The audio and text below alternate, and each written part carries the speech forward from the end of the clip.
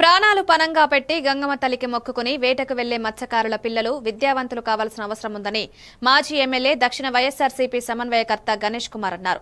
South municipal విభాగం అధ్యక్షురాలు తోట పద్మావతి సమక్షంలో వాసుపల్లి తన సొంత నిధులతో బలిజ వర్గానికి చెందిన యువకుడి విద్యకు 10,000 ఆర్థిక సాయం చేశారు. ఈ సందర్భంగా ఆయన మాట్లాడుతూ మత్స్యకారుల్లో నిరక్షరాస్యత అధికంగా ఉండడంతో వారు చేసుకునే వృత్తిలో కూడా మోసాలకు బలైపోతున్నారన్నారు. మత్స్యకారులంటే చిన్నచూపు చూసే చంద్రబాబు కూడా వారి హక్కులను కాలరాస్తున్నారని మండిపడ్డారు.